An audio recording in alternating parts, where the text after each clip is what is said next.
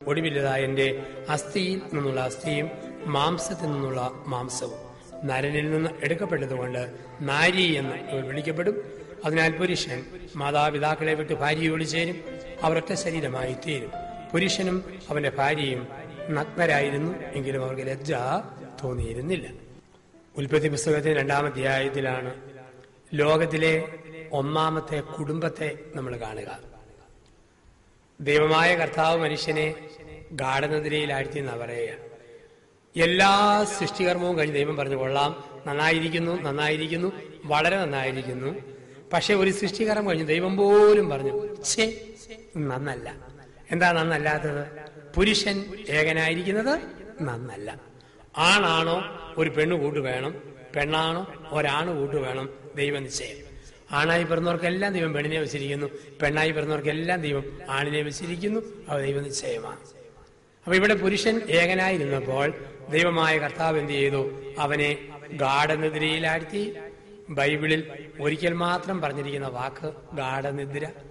അതാർക്കാണ് കിട്ടിയതെന്ന് ചോദിച്ചാൽ ആണുങ്ങളുടെ വർഗത്തിന് കിട്ടിയ കാലമേതാ? പെണ്ണുങ്ങൾ ഭൂമിയിൽ ഉണ്ടാകുന്നതിന് മുമ്പ് ആണുങ്ങൾ അനുഭവിച്ച മഹാഭാഗ്യം ഗാഢനിദ്ര. ദൈവം പറഞ്ഞു, പൊന്നുമോനെ ഉറങ്ങടാ ഉറങ്ങ്, മനസ്സമാധാനത്തോടെയുള്ള നിന്റെ അവസാനത്തെ ഉറക്കം കെടുത്താൻ ഒരെണ്ണം വരുന്നുണ്ട്, സുഖമായിട്ട് കിടന്നുറങ്ങുക. അവന്റെ കാലയിലെ എല്ലെടുത്തില്ല. കാലയിലെ എല്ലെടുത്താൽ അവൻ അവളെ ചവിട്ടി താഴ്ത്തും. തലയിലെ എല്ലെടുത്തില്ല, എടുത്താൽ അവൾ അവന്റെ തലയിൽ കയറുന്ന നിരങ്ങും. അതുകൊണ്ട് ഹൃദയത്തെ പൊതിയുന്ന വാരിയല്ല, ആ വാരിയലുകളിൽ ഒന്ന് ഒടിച്ചിട്ട് ഒരു സ്ത്രീക്ക് ജന്മം കൊടുത്തു. പുരുഷനിൽ നിന്ന് എടുത്തുകൊണ്ട് സ്ത്രീ എന്ന് വിളിച്ചു. നരനിൽ നിന്നും എടുക്കപ്പെട്ടതുകൊണ്ട് നാരി എന്ന് അവൾ വിളിക്കപ്പെട്ടു എന്നാണ് പറയുക. ആണും പെണ്ണുമായിട്ട് ദൈവം അവരെ സൃഷ്ടിച്ചു. അവളെ കണ്ടപ്പോഴാണ് ആദം ചിരിച്ചതും വർത്തമാനം പറയാൻ തുടങ്ങിയതും കണ്ടു കഴിഞ്ഞപ്പോഴാണ്. ആദ്യത്തെ സംസാരം പർദീസായില്ല. സായിപ്പന്മാര് പറയും പർദീസായിലെ ഒന്നാമത്തെ ഭാഷ ഇംഗ്ലീഷ് ആയിരുന്നു. ഞെട്ടി എഴുന്നേറ്റ പുരുഷൻ സ്ത്രീയെ കണ്ടപ്പോൾ ഒന്ന് സ്വയം പരിചയപ്പെടുത്തി. ഏത് ഭാഷയിൽ? ഇംഗ്ലീഷ് ഭാഷയിൽ. എങ്ങനെ പരിചയപ്പെടുത്തി? മാഡം, ഐ ആം ആഡം എന്ന് പറഞ്ഞ് സംസാരം തുടങ്ങിയെന്ന. മലയാള ഭാഷാപ്രേമികൾ പറയും പർദീസായിലെ ആദ്യത്തെ ഭാഷ മലയാളമായിരുന്നു. ഞെട്ടി എഴുന്നേറ്റ് ആദം നോക്കുമ്പം പനങ്കല പോലത്തെ മുടി പാദം മുട്ടിക്കിടക്കുന്നൊരു മാതകത്തിടുമ്പോൾ മന്ദം നടന്നു നീങ്ങുന്നു. നീ പോകരുത്, ഇങ്ങോട്ട് വാ എന്ന അർത്ഥത്തിൽ ഹേ വാ എന്ന് വിളിച്ചു. അങ്ങനെ ഹൗവ എന്ന വാക്കുണ്ടായി. ഭാഷകൾ ആരംഭിച്ചെന്ന് ചിരി ആരംഭിച്ചു. ആദം ആദ്യം ചിരിച്ചത് ഹൗവായെ കണ്ടപ്പോഴാണ്. ഏതോ ഒരു പുരുഷനും ഏറ്റവും ആത്മാർത്ഥമായിട്ട് ചിരിക്കുന്നത് അവൻ ഇഷ്ടപ്പെട്ട പെണ്ണിനെ കാണുമ്പോഴാണ്. രാഷ്ട്രീയക്കാര് പറയും സാക്ഷാൽ നരസിംഹറാവു പോലും ജീവിതത്തിൽ ആദ്യം ചിരിച്ചത് ഐശ്വര്യറായിയെ കണ്ടപ്പോഴാണ്. അന്ന് വരെ ചിരിച്ചിട്ടില്ലെന്ന് ചിരി ആരംഭിച്ചു. അന്നു മുതൽ പെണ്ണുങ്ങൾക്ക് ദൈവം കൊടുത്ത ഒരു വരവാണ്. 2 രീതിയിൽ ആണുങ്ങളെ വരച്ച വരയെ നിർത്താം. കെട്ടിയവൻ ഏത് DGP ആണേലും ഏത് പോലീസ് സൂപ്രണ്ടാണേലും പെണ്ണ് മനസ്സ് വെച്ചോ അവനെ ഒരു പത്മവ്യൂഹത്തിനകത്ത് പെടുത്താനായിട്ട് അവർക്ക് പറ്റും. 2 രീതിയിലാണ്. ഒന്ന് ചിരി. പെണ്ണുങ്ങൾ ചിരിച്ചോ ആ ചിരി വലിയൊരു പ്രത്യേകതയാണ്. അതുകൊണ്ടാണ് പെണ്ണുങ്ങളുടെ ചിരിയുടെ മുമ്പിൽ ആണുങ്ങൾ വീണുപോകും. കാരണം പെണ്ണുങ്ങളുടെ ചിരിക്ക് നല്ല സൗന്ദര്യമുണ്ടെന്ന് സ്ത്രീകൾക്ക് അറിയത്തില്ല, അത് ആണുങ്ങൾക്ക് അറിയത്തുള്ളൂ. അതുകൊണ്ടല്ലേ കവി പാടിയത് അവൾ ചിരിച്ചാൽ മുത്തു ചതറും. അത് കല്യാണത്തിന് മുമ്പാണ്. കല്യാണം കഴിഞ്ഞാലോ അവൻ അടിച്ചാൽ പല്ല് ചതറും, അത് മറ്റൊരു വശം. പക്ഷെ സുന്ദരമായിട്ട് ചിരിക്കാതെ കഴിയും ദൈവം കൊടുത്തിട്ടുണ്ട്. എത്ര മനപ്രയാസമുള്ള ഭർത്താവാണേലും പുറത്തു പോയിട്ട് വീട്ടിലോട്ട് കയറി വരുമ്പോൾ ഭാര്യ ഒന്ന് ചിരിച്ചാൽ അവന്റെ മനപ്രയാസം സൂര്യപ്രകാശത്തിൽ മഞ്ഞുകട്ട പോലെ ഉരുകിപ്പോകും. പക്ഷെ പല പെണ്ണുങ്ങളും ചിരിക്കത്തില്ല. അല്പം ടെൻഷൻ വന്നു നീണ്ട പടവലങ്ങ പോലെ മോന്ത നീട്ടി ഒറ്റപ്പെടുത്തും. അത് കാണുമ്പം അവന്റെ ഷുഗറെ പ്രഷർ അങ്ങേയറ്റം പൊങ്ങാനായിട്ട് തുടങ്ങും. പെണ്ണുങ്ങൾ മര്യാദയ്ക്ക് ചിരിച്ചാൽ ആണുങ്ങളുടെ മനപ്രയാസം മാറും. പക്ഷെ ഒരുവിധം ആക്കുന്ന ചിരിയുണ്ട്, അതുകൂടി ചിരിച്ചേക്കല്ലേ മര്യാദയ്ക്ക് ചിരിച്ചാൽ. 2 കരഞ്ഞോണം. പെണ്ണുങ്ങൾ കരഞ്ഞാലും ആണുങ്ങൾ വീണു. പെങ്ങള് കരഞ്ഞാൽ ആങ്ങളെ ഉരുകും. കാമുകി കരഞ്ഞാൽ കാമുകൻ അലിയും. ഭാര്യ കരഞ്ഞാൽ ഭർത്താവ് ആകപ്പാടെ തളരും. മോള് കരഞ്ഞാൽ അപ്പന് വല്ലാത്ത ടെൻഷൻ. പെണ്ണുങ്ങളുടെ കണ്ണുനീരിന് മുമ്പിൽ ആണുങ്ങൾ പെട്ടെന്ന് കുതിർന്നു പോകും. കാരണം ആണുങ്ങൾക്ക് ഒരു കുഴപ്പമുണ്ട്, അവൻ മണ്ണിൽ നിന്നും ഉണ്ടായവനായതുകൊണ്ട് വെള്ളം വീണാൽ അവൻ പെട്ടെന്ന് കുഴഞ്ഞു പോകും, കുതിർന്നു പോകും. പക്ഷെ പെണ്ണുങ്ങളെ ആസിഡ് ഒഴിച്ചാൽ പോലും ഇളക്കാൻ പറ്റുകയില്ല. കാരണം എല്ലേന്നുണ്ടായതാണ്, നല്ല കട്ടിയാണെന്നാണ് വെയ്പ്പ്. അപ്പോൾ ലോകത്തിൽ അവൻ ഏകനായിരുന്നപ്പോൾ ദൈവം തീരുമാനിച്ചു അവന് ചേർന്ന ഒരു ഇണയെ കൊടുക്കുക, അവന് തക്കതായ ഒരു ഇണയെ കൊടുക്കുക. ദൈവം ഗാഠനിദ്രയിലാഴ്ത്തിയ പുരുഷനെ ഒരു സ്ത്രീക്ക് ജന്മം കൊടുത്തു. അവിടെ ലോകത്തിലെ ഉടമ്പടികൾ ആരംഭിച്ചു. ഈ ലോകത്തിൽ ആദിമ പറുദീസയിൽ 3 ഉടമ്പടികളുടെ തുടക്കമാണ്. ഉൽപ്പത്തി പുസ്തകത്തിൽ നമ്മൾ കാണുന്നു മനുഷ്യ ജീവിതത്തിലെ 3 പ്രധാനപ്പെട്ട ഉടമ്പടികൾ. ഒന്നാമത്തെ ഉടമ്പടി ഈ ലോകത്തിൽ ആദ്യത്തെ ഉടമ്പടിയാണ് ഉൽപ്പത്തി 2:23.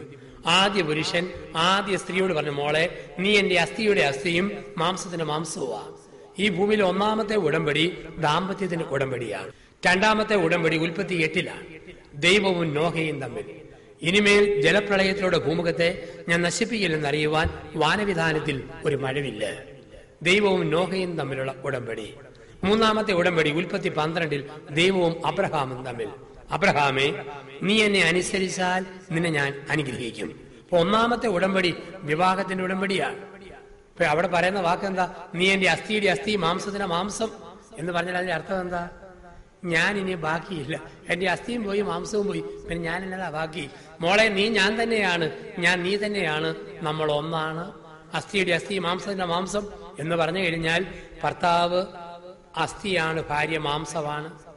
അസ്ഥി ഇങ്ങനെ തുറന്നിരുന്നാൽ ഭിത്തിക്കിട്ട്, മതിലിനിട്ട്, മരത്തിനിട്ട്, കല്ലിനിട്ട് മുട്ടും തട്ടും പൊട്ടും. അങ്ങനെ പൊട്ടാതിരിക്കാൻ മാംസം കൊണ്ട് പൊതിയണം. ഭർത്താവ് ഇങ്ങനെ അസ്ഥി പോരാ, ഇങ്ങനെ ക്ഷിപ്രകോപം, എടുത്തിയാട്ടം, തെറുക്കുത്തരം, അതും ഇതും പറയുക. ഭാര്യ വേണം പൊതിയാൻ. ഭാര്യ മാംസം പോലെ പൊതിഞ്ഞ് പറയണം, അപ്പനാകട്ടോ കുറെ കൂടെ അന്തസ് വേണം, കെട്ടിയവനാകട്ടോ കുറെ കൂടെ ഗമ വേണം, പെണ്ണ് വളർന്നു വരിക കേട്ടോ കരുതൽ വേണം. മാംസം അസ്ഥിയെ പൊതിയുന്നു. പെണ്ണുങ്ങളോ പെട്ടെന്ന് തളർന്നു പോകും, പെട്ടെന്ന് മനക്കെട്ടിയില്ല, തളതളാന്ന് കിടക്കുമ്പം അവക്ക് ബലം കൊടുക്കേണ്ട അസ്ഥി ഭർത്താവ്. അസ്ഥിയുടെ അസ്ഥി മാംസത്തിന്റെ മാംസം. ആദ്യ ഉടമ്പടി വാക്കിയതാണ്. ഒരു സ്ഥലത്ത് ഞാൻ പറഞ്ഞു, ആദ്യ പുരുഷൻ ആദ്യ സ്ത്രീയെ നോക്കി പറഞ്ഞു, മോളെ നീ എന്റെ അസ്ഥിയുടെ അസ്ഥിയും മാംസത്തിന്റെ മാംസവാ. അപ്പോൾ ഒരു സ്ത്രീ പറഞ്ഞു, എന്റെ അച്ഛ കല്യാണം കഴിഞ്ഞ ആദ്യത്തെ 5-6 മാസം എന്റെ കെട്ടിയവന് അങ്ങനെയൊക്കെ പറയുമായിരുന്നു. പൊന്നെ തേനെ ചക്കര മുത്തേ പാലേ വേമ്പേ പൊന്നും കൊടുവേ എന്നൊക്കെ വിളിക്കുമായിരുന്നു. പക്ഷെ എന്റെ അച്ഛ 2 മക്കളായപ്പം അത് ഞാൻ എന്റെ മട്ടുമാറി. നിങ്ങളുടെ പെരയ്ക്കകത്ത് അസ്ഥിയുടെ അസ്ഥി പോയിട്ട് ഗുസ്തിയുടെ ഗുസ്തിയാണ് നടക്കുക. അപ്പൊ ദൈവം ചേർത്ത് വെച്ച ഒന്നാമത്തെ ഉടമ്പടി. നമുക്കറിയാം, വിവാഹം എന്ന് പറയുന്നത് ഒരു ഉടമ്പടിയാണ്. ദൈവം ആദത്തെ നിർത്തിയിട്ട് നോക്കി, അന്ന് വരെ സൃഷ്ടിച്ചതിൽ എന്തെങ്കിലും അവന് ചേരുന്നതുണ്ടോ? ഒരു വശത്ത് ആദം, മറുവശത്ത് പിടിയാന ചേരുകയില്ല. ഒരു വശത്ത് ആദം, മുമ്പിൽ എരുമ ചേരുകയില്ല.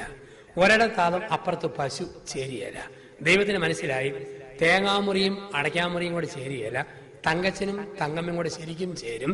അതിന് ഔവായെ സൃഷ്ടിച്ചു കൊടുത്തു. ഉടമ്പടി ബന്ധം ആരംഭിച്ചു. ഉടമ്പടിയുടെ മനോഹരമായ ബന്ധം അവിടെ ആരംഭിക്കുകയാണ്. എത്ര ആഴമായ ഒരു ബന്ധമായിട്ടാണ് അത് സ്ഥാപിക്കപ്പെട്ടത് എന്നാണ് നമ്മൾ കാണുക.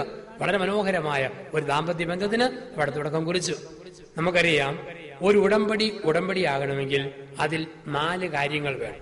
നമ്മുടെ നിയമപ്രകാരം ഒരു ഉടമ്പടിയാകണമെങ്കിൽ അതിന് 4 കാര്യങ്ങളാണ് അത്യാവശ്യം വേണ്ടത്. എന്തെല്ലാമാണ്?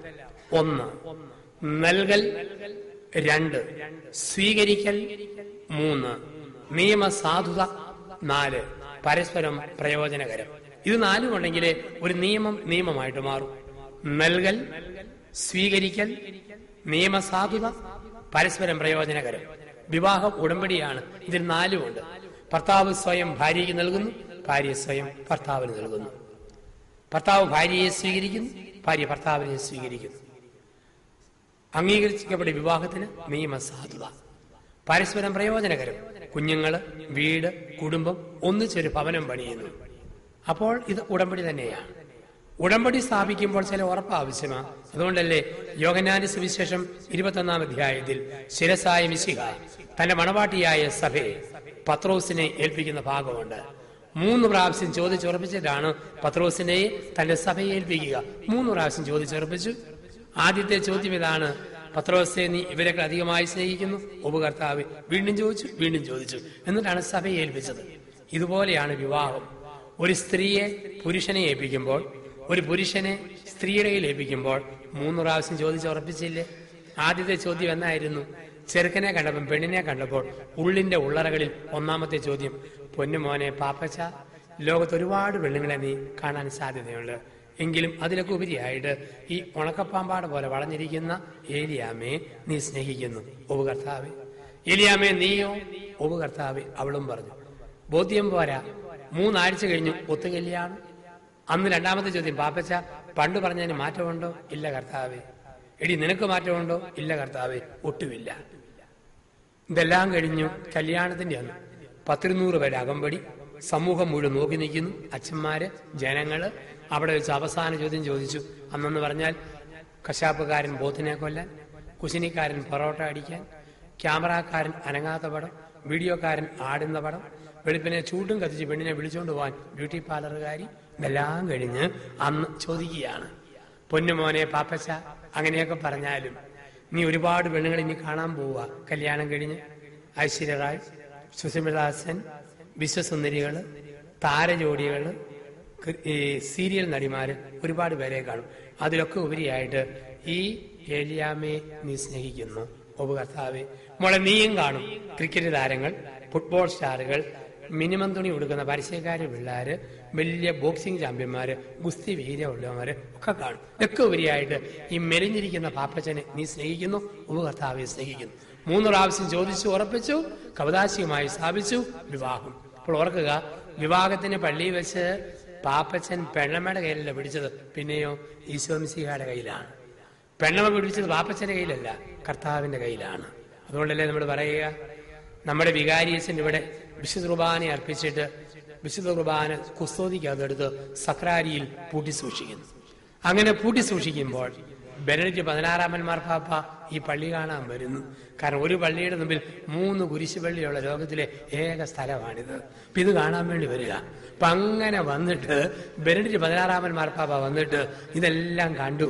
ആ കൂട്ടത്തിൽ മാർപ്പാപ്പ പള്ളിയിലോട് കയറി വന്നിട്ട് സക്രാരി തുറന്ന് ഈ തിരുവോസ്തി മുഴുവൻ ഒരു വെള്ളത്തുണിയിൽ കുടഞ്ഞിട്ടിട്ട് മാർപ്പാപ്പ പറയുകയാണ്, സാധാരണ അച്ഛനായ ജോണിയച്ഛൻ സ്ഥാപിച്ച വിശുദ്ധ കുർബാന മാർപ്പാപ്പയായി ഞാൻ പറയുന്നു, കുർബാനയല്ല, കുർബാനയല്ല, കുർബാനയല്ല.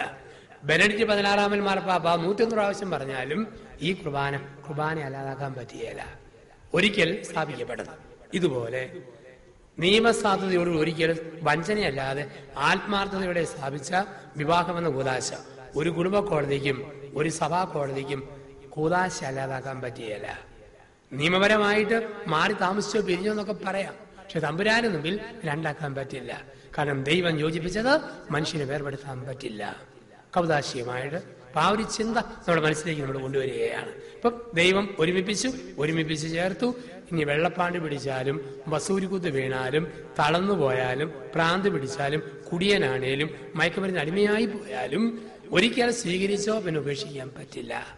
കാരണം കൗദാശികമായ ദൈവം ഒരുമിപ്പിച്ച സ്നേഹത്തിന്റെ കൂദാശ, വിവാഹമെന്ന കൂദാശ.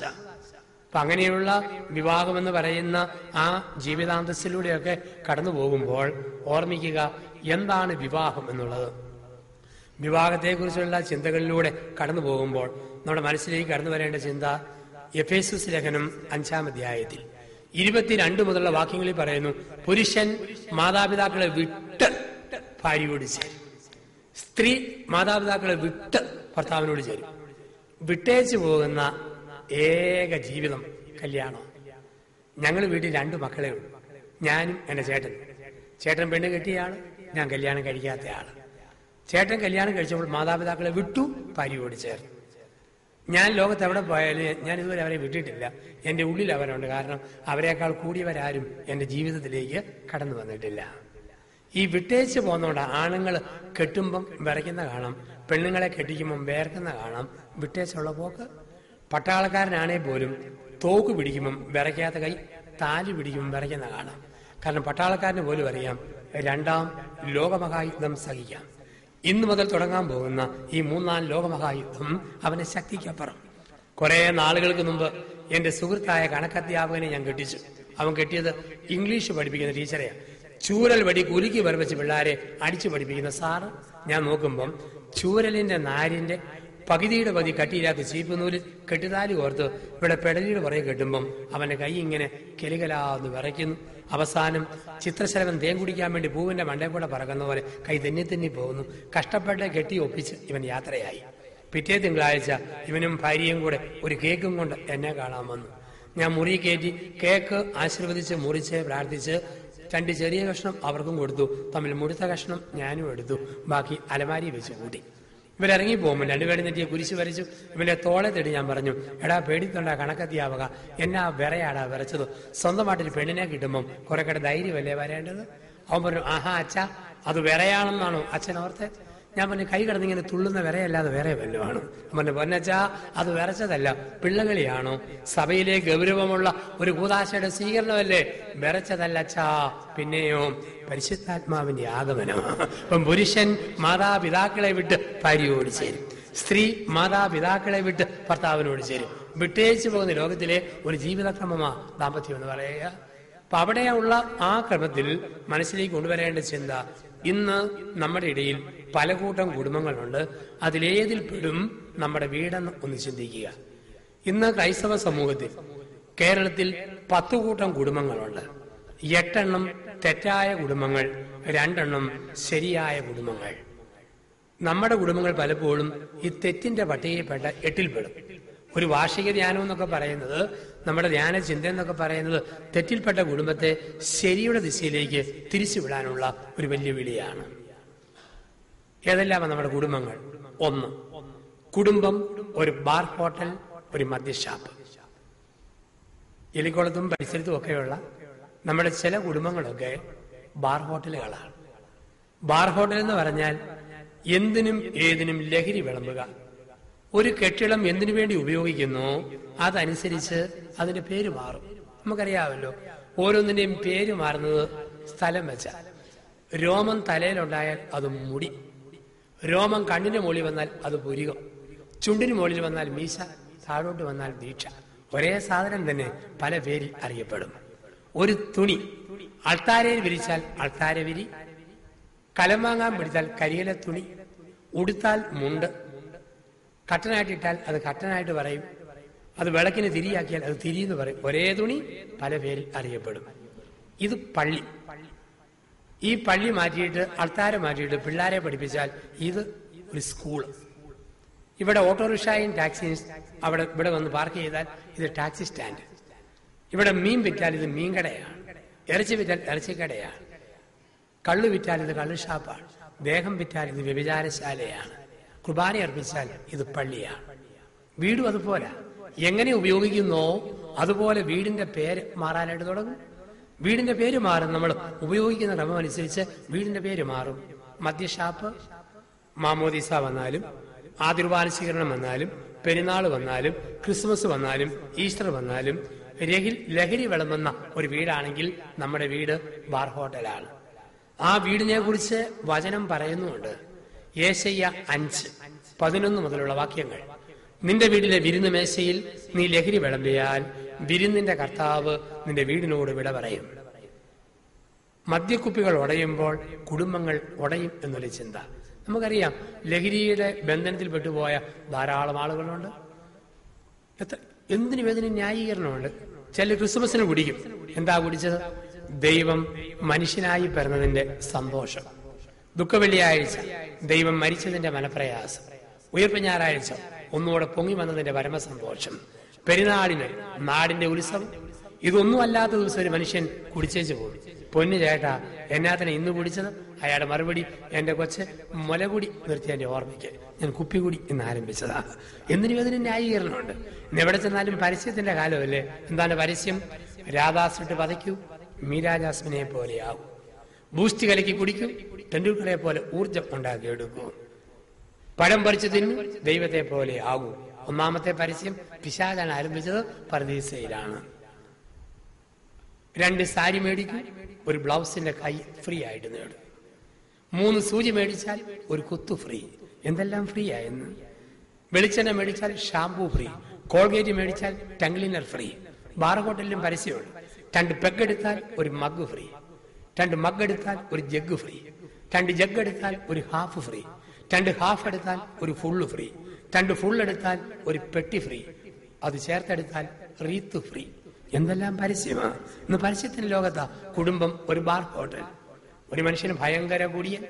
അടുത്ത കാലത്ത് പത്രത്തിൽ ദുരന്തം കണ്ടു, മദ്യദുരന്തം. ഈ മദ്യദുരന്തത്തിന്റെ വാർത്ത വായിച്ചിട്ട് ഈ മനുഷ്യൻ പറഞ്ഞു, ഈശ്വരാ, ഇത്രയും വലിയ ദുരന്തമാണോ? കാഴ്ച പോകുന്നു, മരിച്ചു പോകുന്നു, കരള് പോകുന്നു. അങ്ങനെയെങ്കിൽ ഈ മദ്യപാൻ ഇത്രയും ദുരന്തമാണോ? ഈശ്വരാ, ഞാൻ നിർത്തി എന്നും പറഞ്ഞ് വായിച്ചിരുന്ന പത്രം മേശയ്ക്കിട്ട് എറിഞ്ഞിട്ട് ഇയാൾ കുനിഞ്ഞു കിടന്നു. ഉടനെ ഭാര്യ പറഞ്ഞു, ഈ ദുരിതവേലം കണ്ടപ്പോൾ ഇയാൾക്ക് നിർത്താൻ തോന്നിയല്ലോ, ദൈവത്തിന് നന്ദി. ഓടി, കുടിയല്ല നിർത്തിയത്, പത്രവായന ഇന്നുകൊണ്ട് ഞാൻ നിർത്തിയിരിക്കുകയാണ്. ഇപ്പം വീണുപോയ മനുഷ്യരുണ്ട്, മദ്യത്തിന് അടിമകളായ മനുഷ്യരുണ്ട്. കുടിക്കുന്നവർക്ക് പല രീതികളുമുണ്ട്, ഓരോരോ രീതികൾ. ഏതെല്ലാം വിധത്തില. കഴിഞ്ഞ ഓണത്തിന്റെ കാലഘട്ടത്തിൽ ഞാൻ ഇങ്ങനെ ധ്യാനിപ്പിച്ച് നടന്നപ്പോൾ പല കൂട്ടം കള്ളച്ചാരായങ്ങൾ പ്ലാസ്റ്റിക് കടലാസിനകത്ത് പായ്ക്ക് ചെയ്ത് വിൽക്കുന്നത് കണ്ടു. കുറെ എണ്ണം വരെ എണ്ണി, ചിലതിന്റെയൊക്കെ പേര് ഓർമ്മയിലാണ്. ഒരെണ്ണത്തിന്റെ പേര് ഓടെ മറിയം 2, മണവാട്ടി 3, പുല്ലുപെറുക്കി 4, പോസ്റ്റേക്കേറി 5, പോസ്റ്റ്മാൻ 6, മിസിഹ. 6 കൂട്ടം കള്ളച്ചാരായത്തിന്റെ പേര് വരെ ഞാൻ കാണാപ്പാടം പഠിച്ചു വെച്ചിട്ടുണ്ട്. ഓടെ മറിയം എന്ന് പറയുന്ന കള്ളച്ചാരായത്തിന്റെ 2 കവിള് കുടിച്ചാൽ മതി, കുടിച്ചയാള് അടുത്തുള്ള ഓടയിലോട്ട് മറിഞ്ഞു വീഴും, എഴുന്നേറ്റ് പോകാൻ പാട്. ഓടെ മറിയം. മണവാട്ടി അല്പം കുടിച്ചാൽ പിന്നെ ഭയങ്കര നാണം, കൈ ഇങ്ങനെ തിരുമ്മിക്കൊണ്ട് നിൽക്കും. പുല്ലുപെറുക്കി അല്പം കുടിച്ചാൽ മുറ്റത്ത് കുത്തിയിരുന്ന വെട്ടം വീഴുന്നവരെ കുടിച്ച കക്ഷി സകലമാന പുല്ലും പറിച്ചുകൊണ്ടിരിക്കും. പോസ്റ്റേ കയറി അല്പം കുടിക്കുന്നയാള് പേര, ചാമ്പ, കപ്പളം, മരത്തെ മുഴുവൻ കയറ്റത്തോട് കയറ്റം, ഇറക്കത്തോട് ഇറക്കും. ഇതുപോലെ പോസ്റ്റ്മാൻ അല്പം കുടിച്ചയാൾ ഭൂമിയിലുള്ള എല്ലാ വീടുകളെയും കറങ്ങിക്കൊണ്ടിരിക്കും, സ്വന്തം വീട് മാത്രമേ എവിടാന്ന് യാതൊരു പിടിയുമില്ല. മിസിഹ 2 പേക്ക് അടിച്ചാൽ മതി, അടിക്കുമ്പം കണ്ണടച്ചോ, പിന്നെ 3-ാം പൊക്കവേ കണ്ണു തുറക്കാൻ പറ്റത്തുള്ളൂ. ഇന്നും തിന്മയുടെ ബന്ധനങ്ങളുണ്ട്. ചാണ്ടിച്ചേട്ടൻ എന്ന് പറയുന്ന ആള് ഷാപ്പിൽ ചെന്ന് കുടിച്ചു. ചാണ്ടിച്ചേട്ടൻ പൂസായി ആടാൻ തുടങ്ങി. 8-9 സഹകുടിയന്മാർ ഒപ്പം നിന്ന് ആടി ആടി ആടി ആടി ഇവര് വീട്ടിലേക്ക് വരിക. വീട് എവിടാന്നൊരു പിടിയുമില്ല. അവസാനം വീടിന്റെ മുറ്റത്തെത്തി ഒരുത്തൻ ചെന്ന് കോളിംഗ് ബെൽ അടിച്ചു. ഭാര്യ ചോദിച്ചു, ആരാ? അയാൾ പറഞ്ഞു, ഞങ്ങള് ചാണ്ടിയം കൊണ്ട് വന്നതാ. അവിടെ എങ്ങാനും ചാണ്ടിയേച്ച് പൊക്കോളാൻ പറഞ്ഞു. കാരണം കുടിക്കുന്ന കെട്ടിയവനെ കൊണ്ടുവരുന്നവരോട് ഭാര്യയ്ക്ക് അറപ്പാണ്, വെറുപ്പാണ്. 5 മിനിറ്റ് കഴിഞ്ഞിട്ടും ഭാര്യ വരുന്നില്ല. ഇവൻ പിന്നെയും കോളിംഗ് ബെൽ അടിച്ചു. ആരാന്നല്ലേ ചോദിച്ചത്? ഞങ്ങള് ചാണ്ടിയം കൊണ്ട് വന്നാന്ന് പറഞ്ഞില്ലേ, നിർത്തിയിട്ട് പോകാനല്ലേ പറഞ്ഞത്? അപ്പോൾ അവന്റെ മറുപടി, പൊന്നു പെങ്ങളെ, പുറത്തോട്ടൊന്ന് ഇറങ്ങി വന്ന് ഞങ്ങളിൽ ആരാ ചാണ്ടിയെന്നൊന്ന് കാണിച്ചു തരാമോ? ഇതാണ് അവസ്ഥ. അപ്പൊ കുടുംബം ഒരു ബാർ ഹോട്ടൽ, കുടുംബം ഒരു മദ്യഷാപ്പ്, ചില കുടുംബങ്ങൾ. 2, കുടുംബം ഒരു കശാപ്പ് കട. ചില കുടുംബങ്ങൾ കശാപ്പ് കടകളാണ്. അമ്മയുടെ ഗർഭപാത്രത്തിൽ വെച്ച് കുഞ്ഞിനെ കൊത്തി നുറുക്കുന്ന കുടുംബങ്ങളെ വിളിക്കുന്ന വാക്ക് കശാപ്പ് കട. ദൈവമാണ് ജീവൻ തന്നത്. 2 മക്ബായർ 7:22. ഒരമ്മ സ്വന്തം മക്കളോട് പറയാം, മക്കളെ, നിങ്ങളുടെ അവയവങ്ങളെ വാർത്തെടുത്തതും നിങ്ങൾക്ക് ജീവന്റെ ശ്വാസം തന്നതും ഞാനല്ല, ദൈവമാണ്. ഞാനല്ല, ദൈവമാണ്. ജെറമിയ 1:5. നിന്റെ അമ്മയുടെ ഉദരത്തിൽ നീ ഉരുവാക്കപ്പെട്ട നിമിഷം തന്നെ ഞാൻ നിന്നെ തെരഞ്ഞെടുത്തതാണ്, ഞാൻ നിന്നെ അറിഞ്ഞതാണ്. അപ്പൊ നമ്മുടെ ജീവിതത്തിൽ ഇങ്ങനെയുള്ള ഒരു ഗർഭചിത്രത്തിന്റെ ഫലം. 1970 വരെ ഇന്ത്യയിൽ ഗർഭചിത്രം നിയമവിരുദ്ധമായിരുന്നു. 970 ഇന്ദിരാഗാന്ധി ഗർഭചിത്രം നിയമവിധേയമാക്കി മാറ്റിയത്. അന്ന് മുതലാണ് ഭാരതത്തിൽ അസ്വസ്ഥത. പഞ്ചാബ്, കാശ്മീർ, നക്സൽ പ്രസ്ഥാനങ്ങൾ, സിംഹള തമിഴ് പോലീസ് സംഘടനകൾ, ഒരു പ്രധാനമന്ത്രി, 2 മക്കൾ വയറ് തകർന്ന് ഉദരം പടന്ന് മരിച്ചത് ചരിത്രത്തിന്റെ ഭാഗമാണ്. അപ്പൊ അതുകൊണ്ടാണ് നമ്മൾ പറയുക, ഇതൊരു മാരകമായ പാപം. സഭ പഠിപ്പിക്കുന്നു, ഗർഭചിത്രത്തിന് വഴങ്ങുന്ന സ്ത്രീയും പ്രേരിപ്പിക്കുന്ന ഡോക്ടറും നടത്തുന്ന ഡോക്ടറും സഹായിക്കുന്ന നേഴ്സും നിർബന്ധിക്കുന്ന ഭർത്താവുമെല്ലാം ദൈവത്തിന്റെ കോടതിയിൽ കൊലപാതകത്തിന് ചോദ്യം ചെയ്യപ്പെടുമെന്ന്. ഒരു കുറ്റബോധത്തിന് വേണ്ടിയല്ല. അങ്ങനെ വല്ലതും സംഭവിച്ചെങ്കിൽ തമ്പുരാനോട് മാപ്പ് ചോദിക്കുക, ദൈവത്തിന് മുമ്പാകെ നമ്മൾ ക്ഷമ ചോദിക്കുക. അതൊരു തിന്മയാണ്, മനസ്സിൽ തിരിച്ചറിയുക. ആ കുടുംബത്തിൽ ജീവിക്കുന്ന മക്കൾക്ക് ഒരു അനുഗ്രഹത്തിന്റെ കുറവുണ്ടാകും എന്നാണ് സൂചിപ്പിക്കുക. ഇപ്പൊ 1, കുടുംബം ഒരു ബാർ ഹോട്ടൽ. 2, ഒരു കൊലക്കളം, കശാപ്പ് കട. 3, കുടുംബം ഒരു സിനിമാ തിയേറ്റർ. ചില കുടുംബങ്ങൾ സിനിമാ തിയേറ്ററുകളാണ്. ടൈം കിട്ടുമ്പോഴൊക്കെ CD കാസറ്റ് ഇട്ട് ഇങ്ങനെ പടം കണ്ടുകൊണ്ടിരിക്കുക.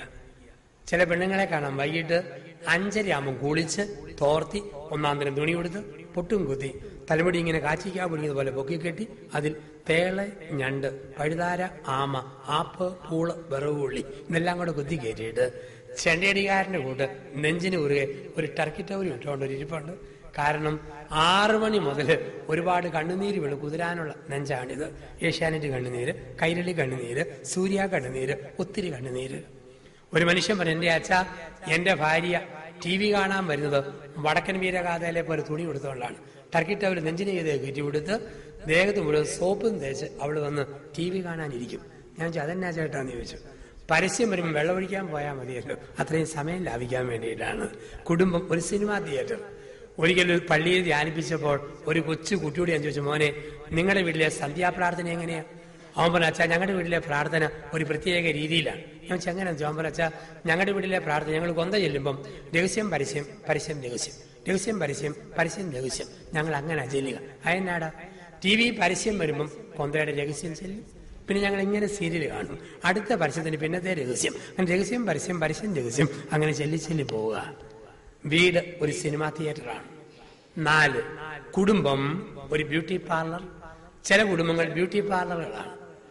റബ്ബർ ഷീറ്റിന് വില കൂടിയപ്പോൾ, വിദേശ പണം നാട്ടി വന്നപ്പോൾ അലങ്കാര വസ്തുക്കൾ, ആഡംബര വസ്തുക്കൾ പെരയ്ക്കകം മുഴുവൻ ഇങ്ങനെ നിറച്ചു വെച്ചിരിക്കുന്നു. പെരയ്ക്കകം മുഴുവൻ അലങ്കാര വസ്തുക്കൾ, ആഡംബര വസ്തുക്കൾ. ചില പെരയുടെയൊക്കെ മുഴുപ്പല്ല, ദൈവമേ എന്നാ വലിയ മുഴുപ്പ. ഞാൻ കാഞ്ഞിരപ്പള്ളിയിൽ ധ്യാനിപ്പിച്ചപ്പോൾ ഒരു വീട് വെച്ചിരിക്കാൻ വേണ്ടി കയറുക. മുറിക്കൂടെ കയറി ഇറങ്ങിയപ്പം പൊൻകുന്നമായി. അത്രയും അമ്മം കെട്ടിടങ്ങള്, എത്രയും വലിയ കെട്ടിടങ്ങളായിരുന്നു ഉണ്ടാക്കി വെച്ചിരിക്കുക. അപ്പൊ ജീവിതത്തിൽ വീടൊരു ബ്യൂട്ടി പാർലറാണ്. ചില പെണ്ണുങ്ങളെ കാണാം, വയസ്സ് 65, പല്ലു പറഞ്ഞ കുഴി, പൗഡർ ഇട്ട് നകത്തി, ചുണ്ടിയിലും കണ്ണീരും ചായവും പൂശി, ഏതോ കലാമണ്ഡലം കല്യാണിക്കുട്ടിയമ്മ കുച്ചിപ്പുടിയാടാൻ പോണവരെ പോകുന്ന സഹോദരിമാരെ കാണാം. അവരുടെ ഓർമ്മ ഇത് കണ്ണിന്റെ നിറവാണെന്ന, ചുണ്ടിന്റെ നിറവാണെന്ന. സാമാന്യ വിവരമുള്ള ആർക്കും അറിയാം അത് ചുണ്ടിന്റെയും കണ്ണിന്റെയും നിറവല്ല, പെരയുടെ ജനൽക്കമ്പിക്ക് തൂത്ത പെയിന്റിന്റെ ബാക്കി കിറിയെ പൂശിയതാണെന്നറിയാം. ഇങ്ങനെ നടക്കുന്ന സ്ത്രീകളുണ്ട്. നല്ല മിടുക്കരി പെൺകുട്ടികളെ കാണാം, വയസ്സ് 10ഓ 18ഓ, കണ്ടാലാരും ഒന്നുകൂടെ നോക്കി പോകുന്ന നല്ല കുട്ടികൾ. പക്ഷേ ഇതിങ്ങടെ കഷ്ടപ്പെട്ടുള്ള നടപ്പ് കാണും. പോൾവാട്ടിന് കോലെ ഞാലുന്ന പോലെ, പൂട്ടുകുറ്റി പോലെ, ഇല്ലിക്കുറ്റി പോലെ ഒരു ചെരുപ്പൊക്കെ ഇട്ട് മുള്ളേലിങ്ങനെ കുത്തി കുത്തി മുമ്പോട്ട് തലയിൽ നീട്ടി പുറകോട്ട് ഉന്തി പിടിച്ച് എരുമ പിണ്ണാക്കും വെള്ളം കുടിക്കാൻ പോകണ പോലെ വളഞ്ഞു നിൽക്കുന്ന കാണാം. എന്തിനു വേണ്ടിയായത്? ആരെ കാണിക്കാൻ വേണ്ടിയാ? അപ്പം കുടുംബം ഒരു ബ്യൂട്ടി പാർലർ. ചില ആണുങ്ങളെ കാണാം, വയസ്സ് 75 ആയാലും ഒരു മുടി പോലും നരച്ചിട്ടില്ല. ചിലരുടെ തലയിലെ മുടി 3 നില പന്തല് പോലെ, മുകളിൽ കറുപ്പ്, കീഴെ ചെമ്പിപ്പ്, അടിയിൽ നരപ്പ്. എന്ത് കഷ്ടപ്പെട്ട ഈ ഭാരവും ചുമന്നോട് നടക്കുക. ഒരു മനുഷ്യൻ അയൽവക്കത്തെ സ്ത്രീയെ ഫോണിൽ വിളിച്ചപ്പോൾ, ഇംഗ്ലീഷ് മീഡിയത്തിൽ പഠിക്കുന്ന കൊച്ചുമോനാ ഫോൺ എടുത്ത് ഇംഗ്ലീഷിൽ ചോദിച്ചു, വെർ ഈസ് യുവർ മമ്മി? കൊച്ചിന്റെ മറുപടി, മൈ മമ്മി ഈസ് ഡൈ. അയാൾ ആംബുലൻസ് പിടിച്ചു വന്ന് മരിക്കാൻ പോകാന്നോർത്ത്. ഇങ്ങനെ ഡൈ ചെയ്ത് കറപ്പിക്കുന്ന ലോകത്തിലാണ് നമ്മൾ ജീവിക്കുക. കുടുംബം ഒരു ബ്യൂട്ടി പാർലർ. 5 കുടുംബം ഒരു സിമിത്തേരി. ചില കുടുംബങ്ങൾ സിമിത്തേരികളാണ്. തൊട്ടടുത്ത് നമ്മൾ സിമിത്തേരി കാണുന്നു. സിമിത്തേരിയുടെ പ്രത്യേകത മൗനം. ആരും ഒന്നും മിണ്ടുകയല്ല, നല്ല മൗനം. മൗനത്തിന്റെ സ്ഥലമാണ് സിമിത്തേരി. ഇന്ന് ചില ആൾക്കാർ ധ്യാനം കൂടാൻ വേണ്ടി വന്നിരിക്കുന്നത് സിമിത്തേരിയിൽ നിന്നാണ്. രാത്രി തിരിച്ചു പോകുന്നത് മോർച്ചറിയിലേക്കാണ്. കിടന്നുറങ്ങാൻ പോകുന്നത് ശവപ്പെട്ടിക്കകത്താണ്. എങ്ങനെയുള്ള വീടാണ് സിമിത്തേരി? ഭർത്താവും ഭാര്യയും കൂടെ വർത്തമാനം പറയുകയാണെങ്കിൽ ആ വീടാണ് സിമിത്തേരി. മൗനം. രണ്ടുപേരും ഇങ്ങനെ ഇരിപ്പുണ്ട്, മുഖത്തോട് ഒന്ന് നോക്കിക്കൊണ്ട്. അശോകസമ്പത്തിലെ സിംഹത്തിന്റെ തല പോലെ, ഒന്ന് കിഴക്കോട്ട് മറ്റേത് പടിഞ്ഞാറോട്ട്, മിണ്ടാൻ വകുപ്പുകൾ ഒന്നുമില്ല. അതാണ് സിമിത്തേരി. ഒരു സ്ഥലത്ത് ധ്യാനിപ്പിച്ചപ്പോൾ ഞാൻ പറഞ്ഞു, നല്ല ഭർത്താവ് ഉറങ്ങാൻ പോകുന്നതിന് മുമ്പ് ഭാര്യയെ ഒരുമിച്ചിരുന്ന് 15 മിനിറ്റ് മുട്ടി ഉരുമി കൊച്ചു വർത്താനം പറഞ്ഞിട്ടേ കിടക്കാൻ പോകാം. ഭാര്യ പറഞ്ഞു, എന്റെ അച്ഛ 5 മിനിറ്റ് മതി. കല്യാണം കഴിഞ്ഞിട്ട് വർഷം 15ആയി. ഈ മനുഷ്യൻ 2 മിനിറ്റ് പോലും മിണ്ടുകയല്ല. ആകെപ്പാടെ മിണ്ടുന്നത് സന്ധ്യയാകുമ്പം 3 അടിയുടെ കാര്യം പറയും, വേറെ ഒന്നും പറയത്തില്ല. 3 അടിയുടെ കാര്യം. ഞാൻ വെച്ചാൽ എന്താ? സന്ധ്യയാകുമ്പം പറയും, 1 കുരിശ് വരയ്ക്കടി, 2 കഞ്ഞി വിളമ്പടി, 3 പാ വിരിക്കടി. ഈ 3 അടിയേ ഉള്ളൂ, വേറെ സംസാരങ്ങളേ ഇല്ല. ചില കുടുംബത്തിലെ സംസാര വിഷയം കാലാവസ്ഥയാണ്. ഒരു മഴക്കാർ ഇങ്ങനെ കാണുന്നുണ്ട്, വഞ്ചിമലയിൽ നിന്ന് ഇങ്ങനെ വന്നിട്ട് മിക്കവാറും പൂവരണി പോയി അത് പെയ്യുമായിരിക്കും. ചില പറയും, എന്തൊരു ഈയല, വല്ലാത്ത പാറ്റ, ഒടുക്കത്തെ മൂട്ട, എന്തൊരു കൊതുക്. ജീവജാലങ്ങളെയും കാലാവസ്ഥയും സൃഷ്ടിച്ച ദൈവത്തിന് 1000 നന്ദി.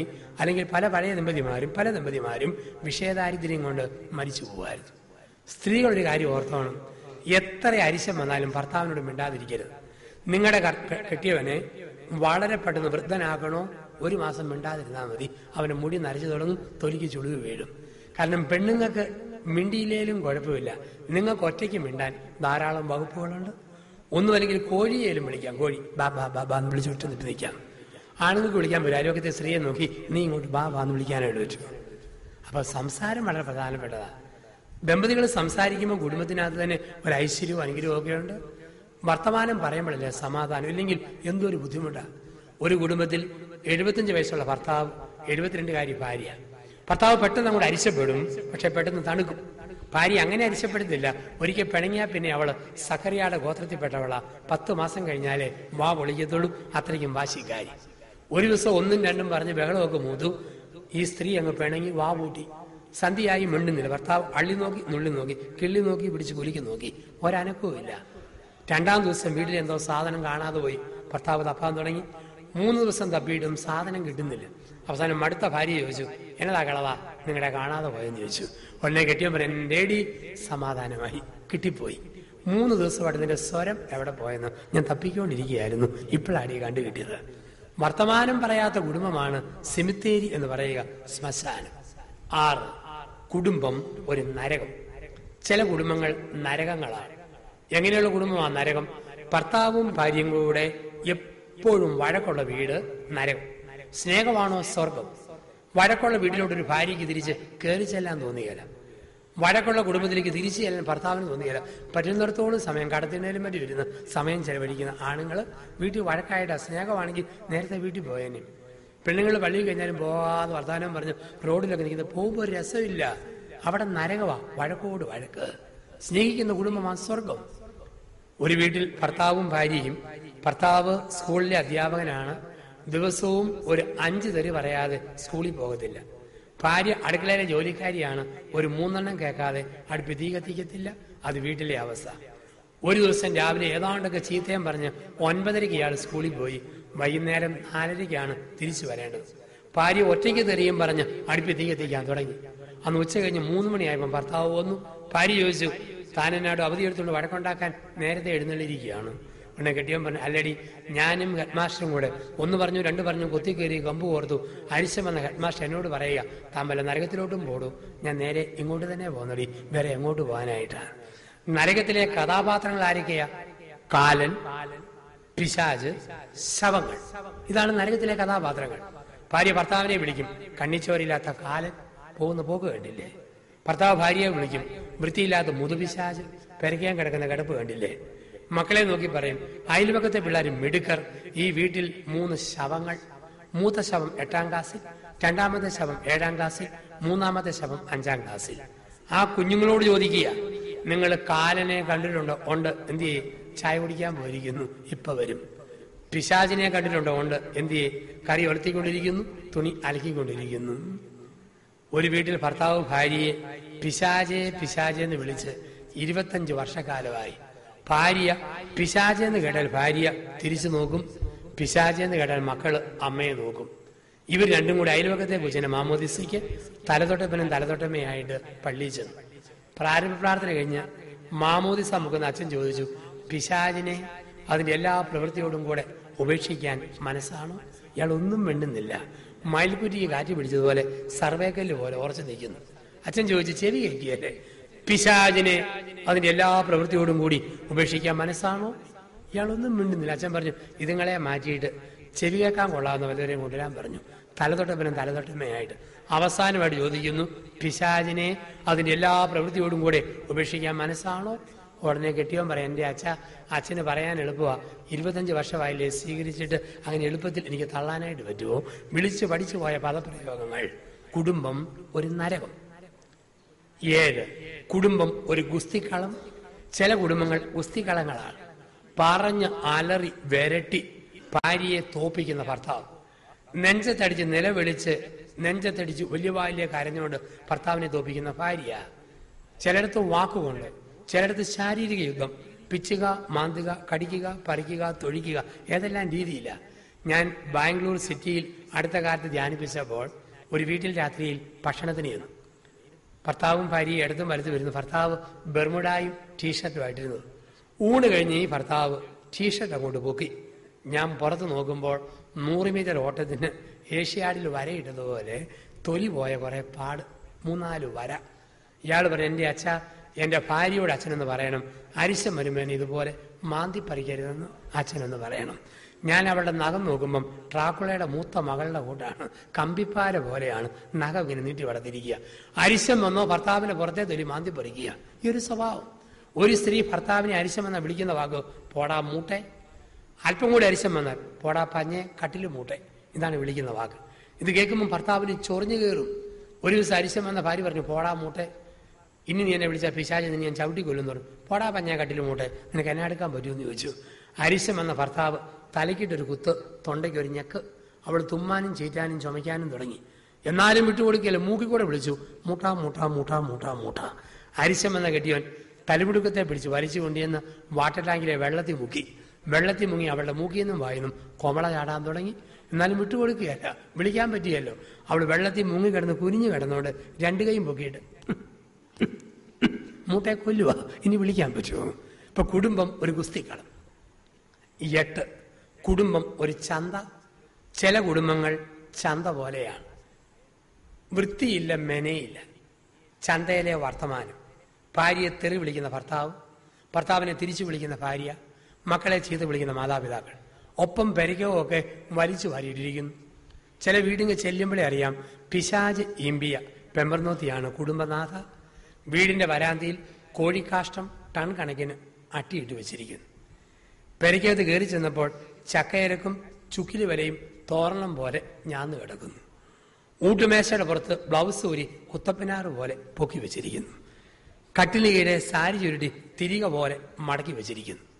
എന്തോ വേവിച്ച പാത്രം ടാപ്പിന് കീഴെ കുതിരാനിട്ടിരിക്കുക. സന്ധ്യയായി പ്രഭാതമായി 5-ാം ദിവസം, ഇനിയും തീർന്നിട്ടില്ല. ഒരു ഗ്ലാസ് വെള്ളം പോലും കുടിക്കാൻ പറ്റിയല്ല. എല്ലാ ഗ്ലാസ്സിലും മത്തിയുടെ ഉളുമ്പ്, അയലയുടെ മണം, ഇറച്ചി വെള്ളത്തിന്റെ നാറ്റം, ഓക്കാനിച്ചിട്ട് മേല. 2007-ലെയും 2008-ലെയും കാലണ്ടർ ഒരു നാണമില്ലാതെ ഭിത്തിയാൽ അതുപോലെ തൂങ്ങിക്കിടക്കുന്നു. ഇതുവരെ മാറ്റിയിട്ടില്ല. ടൈം പീസും ക്ലോക്കും നിര്യാതരായിട്ട് ദിവസങ്ങൾ കഴിഞ്ഞു. ബാറ്ററി മാറ്റിയിട്ടില്ല, കീ കൊടുക്കാൻ പറ്റിയിട്ടുമില്ല. മുറിക്കകത്ത് ചെന്നപ്പോഴത്തേക്ക് ചില പെരയ്ക്കകത്ത് കീറത്തുണി, പീറത്തുണി, കൈക്കില തുണി, കരികില തുണി, പഴന്തുണി ഇതെല്ലാം കിടക്കുക. അച്ഛൻ വീട് വെഞ്ചരിച്ചുകൊണ്ടിരിക്കുക. കുടുംബനാഥയ്ക്ക് നാണക്കേട്. അച്ഛൻ കണ്ട മോശമല്ലേ? കുടുംബത്തിന്റെ നാഥ റോക്കറ്റ് പോലെ ഓടിയിട്ട് ബെഡ്ഷീറ്റ് ഇത് മൂടി പോവുക. എനിക്ക് പൊക്കി വെഞ്ചരിക്കാൻ പറ്റുമോ? അവസാനത്തെ മുറിച്ച് നോക്കുമ്പം എല്ലാം കൂടെ കൂമ്പാരം കൂട്ടി കട്ടിലയിലിട്ടിട്ട് മൂടിയിരിക്കുന്നു. കണ്ടാൽ കുതിരപ്പുറം പോലെ ഇങ്ങനെ പൊങ്ങി നിൽപ്പുണ്ട്. ഞാൻ ചോദിച്ചു, ഇതെന്നാ പെങ്ങളെ മോട്ടോർ സൈക്കിൾ കട്ടിലേക്ക് കയറ്റി മൂടി വെച്ചിരിക്കുകയാണ്? വൃത്തിയും മെനയില്ലാത്ത പെണ്ണുങ്ങൾ. ആണുങ്ങളുണ്ട് കൂടിയ ടൈപ്പ്. ചില ആണുങ്ങൾ എഴുന്നേറ്റ് പോകുന്ന കട്ടിൽ കണ്ടാൽ രാവിലെ ഈശോമിശിയുടെ കല്ലറ പോലെ ലുങ്കി പറിച്ച് കാൽക്കലും പുതപ്പി ഉരുട്ടി തലയ്ക്കലും വെച്ചിട്ടുണ്ട്. പിന്നെ ഭാര്യയുടെ കയ്യിൽ നിന്നും ബെഡ്ക്ക് കാപ്പി എന്ന ബെഡ് കോപ്പി മേടിച്ച് കുടിച്ചിട്ട് തൊട്ടടുത്തുള്ള ചായക്കടയിൽ ചെന്ന് ഏതോ അപ്പാപ്പന്റെ ഉണക്കസഞ്ചി പിഴിഞ്ഞ പൂളവെള്ളം വാട്ടർ ചായ അത് അടിച്ചു കയറ്റും. പിന്നെ വളിച്ച ദോശ, പുളിച്ച സാമ്പാർ ഇതെല്ലാം കൂടെ അടിച്ചു കയറ്റി ഒരു ഉത്തരവാദിത്വം ഇല്ലാതെ വെറുതെ സമയം കളയുന്നവരുണ്ട്. അവിടെയാണ് കുടുംബം ഒരു ചന്ത. ചിട്ടയില്ല, ക്രമവുമില്ല. പിന്നെ ചന്തയിലെ സംസാരങ്ങളും വർത്തമാനത്തിലൊക്കെ വരുന്നു. ഒരു കുടുംബത്തിൽ അപ്പൻ എപ്പോഴും പറയുന്ന വാക്ക് അരിശം വന്നാൽ കോപ്പ്, കിഴങ്ങ്, മാട, കോട, വാട, പോട ഈ വാക്കാണ്. അപ്പൻ്റെ 6 വയസ്സുള്ള മോൻ ഇത് കേട്ട് പഠിച്ചു. അവന് ഗുണനപ്പട്ടിക പോലെ ഇത് പറഞ്ഞു പഠിച്ചു. കോപ്പയ, കിഴങ്ങ്, മാട, കോട, ഓക്കൻ, മറ്റോൻ, മറിച്ചോൻ, വന്നോൻ ഈ വാക്ക് പറഞ്ഞു പഠിച്ചു. ഇടവപ്പള്ളി പെരുന്നാൾ വന്നപ്പോൾ അപ്പൻ 100 രൂപ കൊടുത്തിട്ട് നല്ല മുഴുത്ത പ്ലാസ്റ്റിക് തീവണ്ടി ഈ മോന് മേടിച്ചു കൊടുത്തു. ആ തീവണ്ടി കിട്ടിയ പാടെ അവൻ തീവണ്ടി നേരെ നിർത്തി ചൂളം പിടിച്ചു. തീവണ്ടി പോകുന്ന ശബ്ദം കേൾപ്പിച്ചു. അവൻ പറഞ്ഞു, പ്രിയപ്പെട്ടവരെ, നമ്മുടെ തീവണ്ടി കോട്ടയത്ത് നിന്നും ചങ്ങനാശ്ശേരി മാവേലിക്കര വഴി കൊല്ലത്തേക്ക് പുറപ്പെടുകയാണ്. 1-ാം നമ്പർ കമ്പാർട്ട്മെന്റിൽ 2 കിഴങ്ങന്മാരും 2-ാം നമ്പർ കമ്പാർട്ട്മെന്റിൽ 3 ഓക്കന്മാരും കയറിയിട്ടുണ്ട്. ഇതാ വണ്ടി പോയിക്കൊണ്ടിരിക്കുന്നു. തീവണ്ടി പോകുന്ന ശബ്ദം കേൾപ്പിച്ചു. അപ്പൻ അരിശം വന്ന് ചൊറിഞ്ഞു കയറി. ഇതാ നമ്മുടെ വണ്ടി ചങ്ങനാശ്ശേരിയിലെത്തി. 2 പൊട്ടന്മാരിറങ്ങിയപ്പം വീണ്ടും 3 കോന്തന്മാർ കയറിയിട്ടുണ്ട്. വണ്ടി കൊല്ലത്തേക്ക് പോവുക. അരിശം വന്ന് അപ്പൻ തീവണ്ടി എടുത്ത് ഒറ്റയേറ് 5 കഷ്ണമായിട്ട് പൊട്ടിപ്പറഞ്ഞു പോയി. ഇവൻ അരമണിക്കൂർ കുത്തിയിരുന്ന് കരഞ്ഞു. അവസാനം അപ്പന്റെ മനസ്സരിഞ്ഞു. അപ്പൻ ചോദിച്ചു, ഇതിനകത്തിനാണ് കുത്തിയിരുന്ന് കരയുന്നതെന്ന് ചോദിച്ചു. അവൻ പറഞ്ഞു, അപ്പനെ തീവണ്ടി എറിഞ്ഞ് കളഞ്ഞില്ല, അതുകൊണ്ടാണ്. അപ്പം പറഞ്ഞു, അഴുക്ക് വർത്താനം പറയാതിരിക്കുകയാണെങ്കിൽ പരിഹാരമുണ്ട്. മേലിൽ നീ ചീത്തവാക്ക് പറയാതിരുന്നാൽ മതി. അവൻ സമ്മതിച്ചു. അവൻ പറഞ്ഞു, പുതിയ തുറന്ന് മേടിച്ചു തരാവോ? അപ്പം പറഞ്ഞു, പുത്തം മേടിക്കാൻ കാശില്ല, ഇത് പെറുക്കി കൊളുത്തി തരാമെന്ന് പറഞ്ഞ അപ്പനിരുന്ന് ഇതെല്ലാം പെറുക്കി എടുത്ത് കൊടുത്തു. അരമണിക്കൂർ കൊണ്ട് വണ്ടി വൃത്തിയാക്കി കൊടുത്തു. ഇനി മേലിൽ അഴുക്ക് വർത്താനം പറയരുത്, ഇല്ലെന്ന് പറഞ്ഞു. അവൻ നേരെ ഇരുന്നു. അപ്പം നോക്കി നിന്നു. അവൻ തീവണ്ടി നിർത്തി ചൂളം പിടിച്ചു. വണ്ടി നീങ്ങുന്ന സ്വരം കേൾപ്പിച്ചു. അവൻ പറഞ്ഞു, പ്രിയപ്പെട്ടവരെ, നമ്മുടെ തീവണ്ടി ചങ്ങനാശ്ശേരിയിൽ നിന്നും മാവേലിക്കര വഴി കൊല്ലത്തേക്ക് പുറപ്പെടുകയാണ്. ഒരു പ്രത്യേക അറിയിപ്പുണ്ട്. ഒരു മറ്റോന്റെ മോൻ കാരണം ട്രെയിൻ 1 മണിക്കൂർ ലേറ്റായിപ്പോയി എന്ന കാര്യം ഖേദപൂർവ്വം ഞാൻ അറിയിക്കുകയാണ്. എങ്ങനെയാണോ അപ്പൻ അമ്മ ആ ടൈപ്പായിരിക്കും മക്കളെന്ന് പറയുക. നമ്മളെങ്ങനെയാണോ അങ്ങനെയാണ് കുഞ്ഞുങ്ങൾ. ഇപ്പൊ കുടുംബം ഒരു ചന്തയാണ്. 8 എണ്ണം അപ്പോൾ തെറ്റായ കുടുംബങ്ങൾ. ദൈവം വിളിക്കുന്നത് 9-10 മോഡലിൽ നമ്മുടെ കുടുംബങ്ങളെ പടുത്തുയർത്താനാണ്. 9 കുടുംബം ഒരു വിദ്യാലയം. കുടുംബം ഒരു വിദ്യാലയം. മക്കൾ അവിടുത്തെ കുട്ടികൾ, പഠിച്ചുകൊണ്ടിരിക്കുന്നവര്, ഗുരുഭൂതർ അപ്പനും അമ്മയുമാണ്. രാവിലെ 7:30 പള്ളി കുർബാനയുണ്ടോ 5 മിനിറ്റ് മുമ്പ് പള്ളിയിൽ വന്ന് മുട്ടുകുത്തി അപ്പനും അമ്മയും പ്രാർത്ഥിക്കുമ്പോൾ മക്കളത് കണ്ടുപിടിക്കും. അവരും കൃത്യസമയത്ത് പള്ളിയിലെത്തും. അപ്പനും അമ്മയും ഒരുമിച്ചിരുന്ന് വേദപുസ്തകം വായിക്കുന്നു. കുഞ്ഞുങ്ങളും അതുപോലെ വായിച്ചു തുടങ്ങും. അപ്പനും അമ്മയും സന്ധ്യാപ്രാർത്ഥന 1/2 മണിക്കൂർ വൃത്തിയായിട്ട് തെളിച്ച് വായിക്കുന്നു. കുഞ്ഞുങ്ങളും അതുപോലെ തെളിച്ച് പ്രാർത്ഥനകൾ ചൊല്ലി തുടങ്ങും. ഈ ഒരു അന്തരീക്ഷം നമ്മുടെ കുടുംബത്തിൽ ഉണ്ടാവുക എന്നുള്ളതാണ്. ആ വീട്ടുകാരെ നോക്കി നാട്ടുകാർ പറയും, ആ അപ്പനെ നോക്കി പഠിക്കുക, അമ്മയെ നോക്കി പഠിക്കുക, ആ പിള്ളേരെ നോക്കി പഠിക്കുക. എല്ലാവരും നോക്കി പഠിക്കുന്ന വീടായി നമ്മുടെ വീട് മാറുമ്പോൾ ആ വീടിനെ വിളിക്കുന്ന വാക്ക് കുടുംബം ഒരു വിദ്യാലയം. 10 കുടുംബം ഒരു ദേവാലയം. അതാണ് ഏറ്റവും വലിയ മാതൃക. നമ്മുടെയൊക്കെ വീടിന്റെ വാതിക്കൽ ചെറിയ പടം ഒട്ടിച്ചു വെച്ചിട്ടുണ്ട്. യേശു ഈ കുടുംബത്തിന്റെ നാഥൻ. കുടുംബം ഒരു ദേവാലയം എന്ന് പറഞ്ഞാൽ മോഡൽ നസ്രത്തിലെ തിരുക്കുടുംബമാണ്. നമ്മുടെ ഈ പള്ളിക്കകത്ത് കള്ളുഷാപ്പ് നടത്താൻ, മീൻകട നടത്താൻ നമ്മൾ അനുവദിക്കുകയില്ല. അല്ലെങ്കിൽ ചന്ത പോലെ പള്ളിക്കകത്ത് ഒച്ച വെക്കാൻ നമ്മൾ സമ്മതിക്കുകയില്ല. എങ്കിൽ നമ്മുടെ വീട് ദേവാലയമാണ്. കിടക്കുന്ന മുറി മധുബഹ, ദമ്പതികൾ കിടക്കുന്ന കട്ടിൽ അൾത്താര, താമസിക്കുന്ന വീട് ദേവാലയം. ആ വീട്ടിൽ ഫ്രിഡ്ജിനകത്ത് ബിയർ, അലമാരിക്കകത്ത് ബിസ്കി ബ്രാൻഡി, തലേന് കീഴെ മഞ്ഞ പുസ്തകം, മേശയുടെ ഡ്രോയ്ക്കകത്ത് നീല കാസറ്റ്, ഇതൊന്നും നമുക്ക് വെക്കാൻ പറ്റുകയില്ലല്ലോ. ഭക്തിഗാനങ്ങളും ഭക്തി വചസ്സുകളും ശാലോം ചാനൽ പോലുള്ള ചാനലുകളും ക്രൈസ്തവ നമ്മുടേതായ പ്രസിദ്ധീകരണങ്ങളും ഇതിനൊക്കെ ഊന്നൽ കൊടുക്കുമ്പോഴാണ് കുടുംബം ദേവാലയമായിട്ട് മാറുക. അതോടൊപ്പം തന്നെ യോസേപ്പ് പിതാവിനെ പോലെ നീതിമാനായ അപ്പൻ എന്ന് പറഞ്ഞാൽ മക്കൾക്കുള്ളത് മക്കൾക്ക്, ഭാര്യയ്ക്കുള്ളത് ഭാര്യയ്ക്ക്, പ്രായമായ മാതാപിതാക്കൾക്കുള്ളത് മാതാപിതാക്കൾക്ക്. ഇതെല്ലാം കൃത്യമായിട്ട് ചെയ്യുന്നവനാണ് നീതിമാൻ. എന്ത് കേട്ടാൽ ഒരു കുറ്റവും പറയാതെ സകലതും ഹൃദയത്തിൽ സംഗ്രഹിക്കുന്ന മറിയത്തെ പോലുള്ള അമ്മ, പരിശുദ്ധ മറിയത്തെ പോലെ ഹൃദയത്തിൽ സംഗ്രഹിക്കുന്ന അമ്മ. അതുകൊണ്ടല്ലേ ഒരിക്കലും ജ്ഞാനത്തിലും പ്രായത്തിലും വിശുദ്ധിയിലും വളർന്നു വരുന്ന യേശുവിനെ പോലുള്ള മക്കൾ ഒരിക്കലും നസ്രത്തിലെ കുടുംബത്തിൽ വഴക്കുണ്ടായിട്ടില്ലല്ലോ. ഒരിക്കലുമില്ല. വഴക്കുണ്ടാക്കാനാണെങ്കിൽ ഒന്നാന്തര അവസരം ഉണ്ടായിരുന്നു. ലൂക്കാസ് സുവിശേഷം 2-ാം അധ്യായത്തിൽ യേശുവിന് 12 വയസ്സായപ്പോൾ അവനെ ജെറുസലേം ദേവാലയത്തിലേക്ക് കൊണ്ടുപോയി. കാരണം യഹൂദ പാരമ്പര്യപ്രകാരം 12 വയസ്സ് വരെ ഗ്രാമത്തിലെ സിനഗോഗിൽ ബൈബിൾ ഭാഗം പഠിപ്പിക്കണം ഒരു യഹൂദ ബാലനെ. 12 വയസ്സാകുമ്പോൾ അവൻ പഠിച്ചത് ശരിയാണോ എന്നറിയാൻ വലിയ പണ്ഡിതന്മാരുള്ള ജെറുസലേം ദേവാലയത്തിൽ കൊണ്ടുചെല്ലും. അങ്ങനെ യേശുവിനെ കൊണ്ടുചെന്നു. അവരെ തോപ്പിച്ചിട്ട് യേശു അവിടുന്ന് പോരുന്നതായിട്ട് നമ്മൾ കാണുന്നുണ്ട്. അവന്റെ അറിവിനെ അവർ അത്ഭുതത്തോടെ നോക്കിയെന്നാ പറയുക. ജെറുസലേം ദേവാലയത്തിൽ നിന്ന് അന്ന് തിരിച്ചു പോരുന്നു എല്ലാവരും ആദ്യം ഇറങ്ങുന്ന ഒറ്റ വഴിക. ഒരു ദിവസം നടന്നു കഴിയുമ്പോഴാണ് പല വഴിയുള്ള ഒരു ദിക്കിലെത്തുക. പോകുമ്പോൾ ഏറ്റവും മുമ്പിൽ ആണുങ്ങൾ, അതിന്റെ പുറകിൽ പെണ്ണുങ്ങൾ, അതിന്റെ പുറകിൽ ആണുങ്ങൾ, അങ്ങനെ 3 ഗ്രൂപ്പായിട്ട് ഒരുമിച്ച് മുട്ടിമുട്ടി പോകും. നിയമപ്രകാരം 12 വയസ്സായി കഴിഞ്ഞാൽ ഒരു ബാലൻ യുവാവാണ്, 12-ൽ എത്തുമ്പോൾ ബാലനാണ്. യുവാവാണെങ്കിൽ ആണുങ്ങളുടെ കൂടെ പോകണം, ബാലനാണെങ്കിൽ പെണ്ണുങ്ങളുടെ കൂടെ പോകണം. മറിയം കരുതി 12 ആയല്ലോ, യൗസേപ്പിന്റെ കൂടെ കാണും. യൗസേപ്പ് കരുതി 12-ലല്ലേ ആയുള്ളൂ, അമ്മയുടെ കൂടെ കാണും. അങ്ങനെ കരുതിപ്പോയി. ഒരു ദിവസം നടന്നപ്പോൾ അറിയുന്നത് 2 കൂട്ടത്തിലുമില്ല. ഇന്നത്തെ കാലത്ത് പെണ്ണുങ്ങളും ആണുങ്ങളും ആണെങ്കിൽ കുടുംബ വഴക്കിന് ധാരാളം.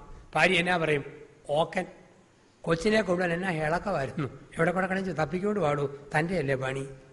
ആണുങ്ങൾ വിടുവോ? എടി പെറ്റാൻ മാത്രം പറയും, പോറ്റാനും പഠിക്കണം. കൊച്ചിനെ നോട്ടം അമ്മയുടെ ഡ്യൂട്ടിയാ, നീ പോയി കൊണ്ടുപോവാ. ഒരു വഴക്കുമില്ല. 2 പേരും സ്നേഹത്തിലും സന്തോഷത്തിലും ദേവാലയത്തിലേക്ക് പോയി മോനെ കണ്ടു, കൊണ്ടുവന്നു എന്നാണ് പറയുക. യോസേപ്പ് പിതാവും മാതാവും കൂടി വഴക്കുണ്ടാക്കിയെന്ന് ഈ ഇടയാണ് നമ്മൾ കാണുന്നത്. അത് ദീപിക, മനോരമ, മംഗളം പത്രങ്ങളിലാണ് വന്നത്. എവിടെ വെച്ചാണ് വഴക്കെന്ന് ചോദിച്ചാൽ പാലാ പ്രൈവറ്റ് ബസ് സ്റ്റാൻഡിൽ വെച്ച് അവർ തമ്മിൽ വഴക്കുണ്ടാക്കിയെന്ന് പത്രത്തിൽ വലിയ വാർത്തയായിട്ട് വന്നു.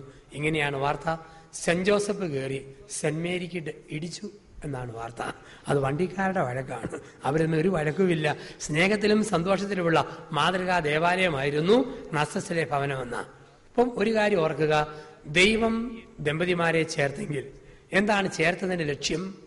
ചിലരൊക്കെ പറയും മക്കളുണ്ടാകാൻ വേണ്ടിയാണ് കല്യാണം. നിർബന്ധമില്ല. ദൈവം തന്നാ തന്നു, ഇല്ലേലില്ല. ബൈബിളിൽ എവിടെയെങ്കിലും പറഞ്ഞിട്ടുണ്ടോ ആദത്തിന് മക്കളുണ്ടാകാൻ വേണ്ടി ഹവ്വായെ സൃഷ്ടിച്ചു?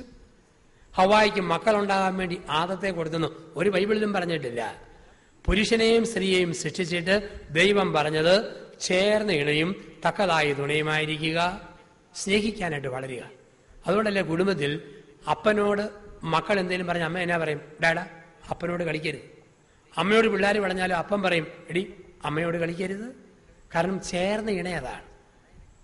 കുടമാളൂരിൽ കുറെ വർഷങ്ങൾക്ക് മുമ്പ് 72 വയസ്സുള്ള ചേട്ടൻ 66കാരിയെ കല്യാണം കഴിക്കുന്നു വാർത്ത.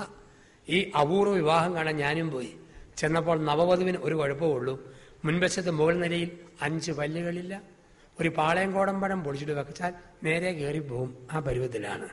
എന്തിനാ 72കാരൻ 66കാരിയെ കെട്ടുന്നത്? നന്മ നിറഞ്ഞ മറിയമേ നിനക്ക് സ്വസ്തിയെന്ന് അച്ചായൻ ചെല്ലുമ്പം ശുദ്ധാന മറിയമേ തമ്പുരാന്റെ അമ്മയെന്ന് മറുപടി ചെല്ലാൻ ഒരു കൂട്ട്.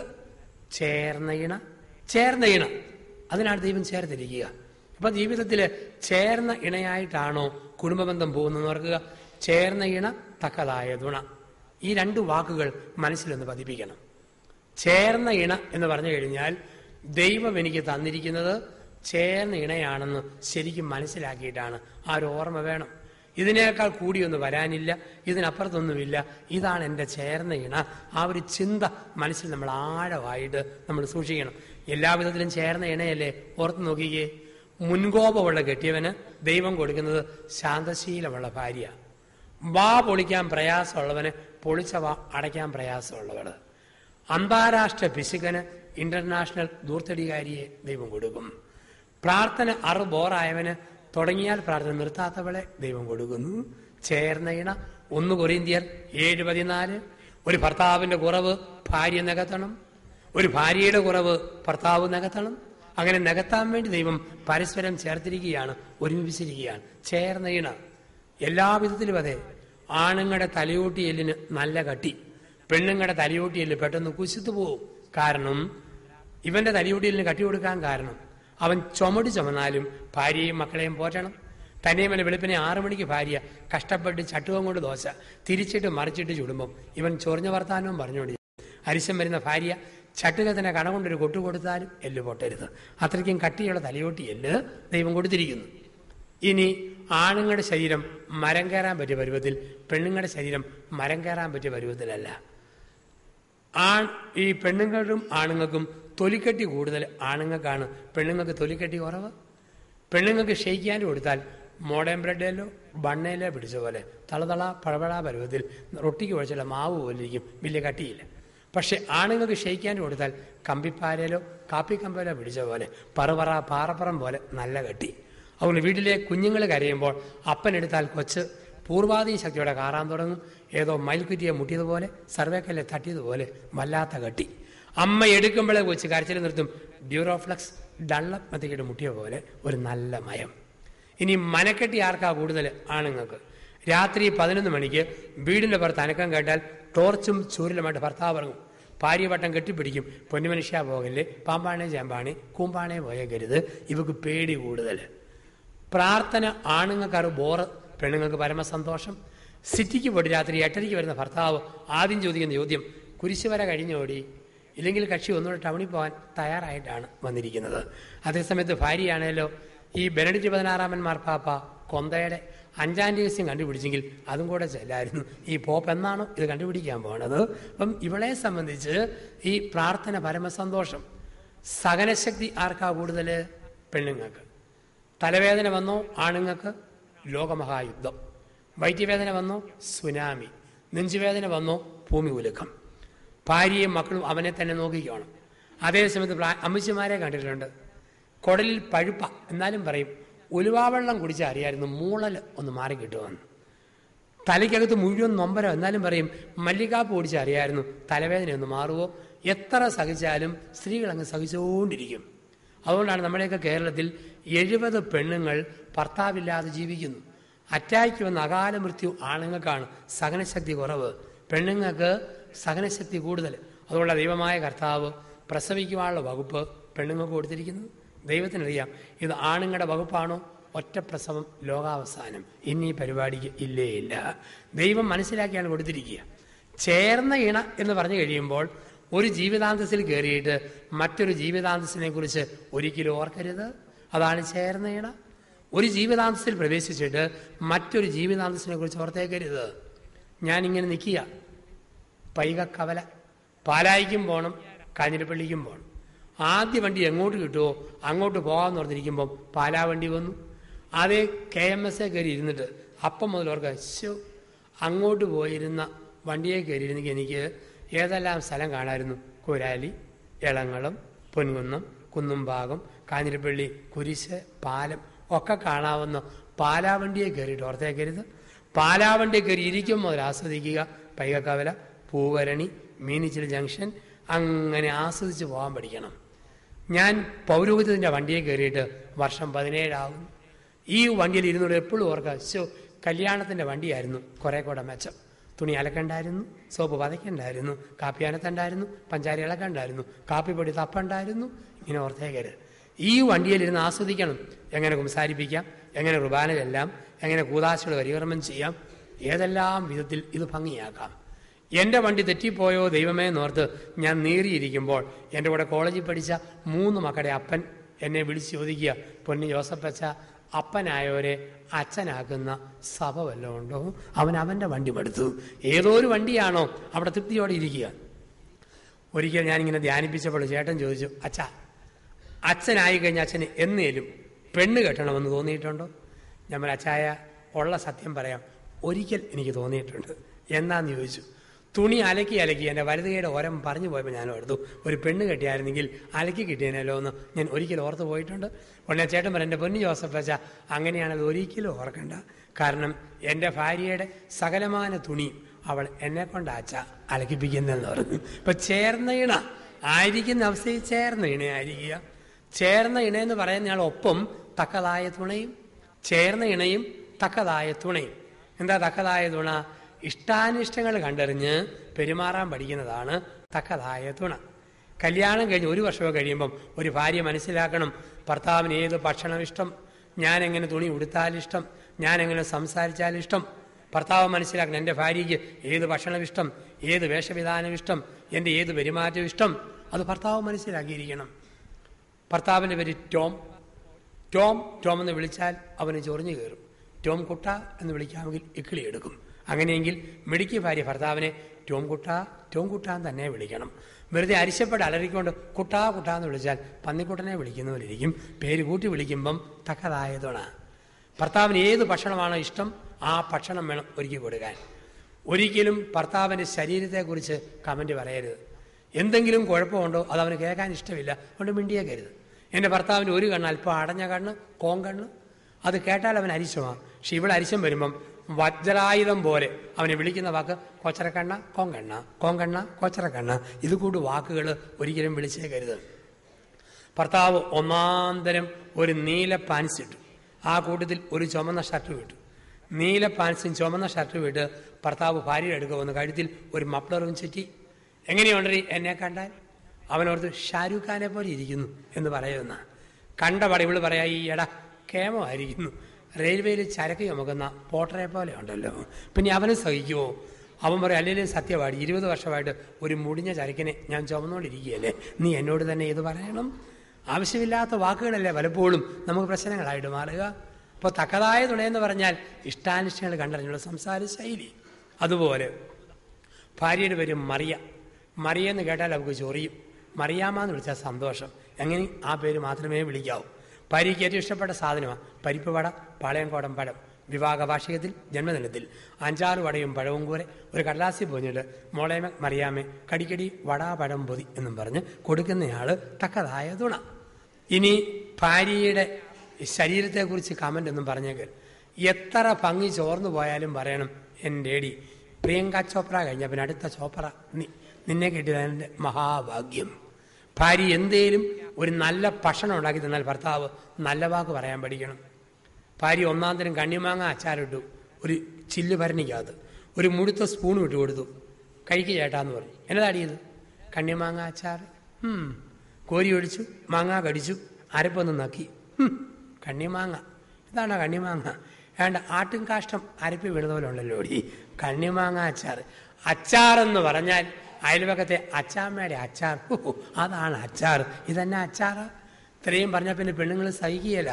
പിറ്റേ ഞായറാഴ്ച ഒന്നാന്തരം പോത്തിറച്ചി ഒലത്തി നികന്ന പാത്രത്തിൽ നികത്തി വിളമ്പി കൊണ്ട് കൊടുത്തിട്ട് പറയും, ദേ ഞാൻ ഒലത്തിയ പോത്തിറച്ചിയാകട്ടോ, അച്ചാമ്മയുടെ ഒലത്തുപോലെ ഒത്തൊന്നറിയത്തില്ല, വേണേ കയറ്റിയേച്ച് പോകാൻ പറയും. ഇതാണ് സംഭവിക്കുക.